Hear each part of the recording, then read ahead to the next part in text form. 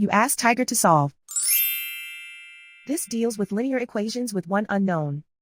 The final result is x equals 600. Let's solve it step by step. Group all constants on the right side of the equation. Add 50 to both sides.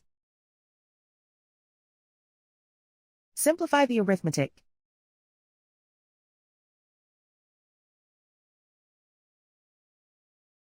Isolate the x.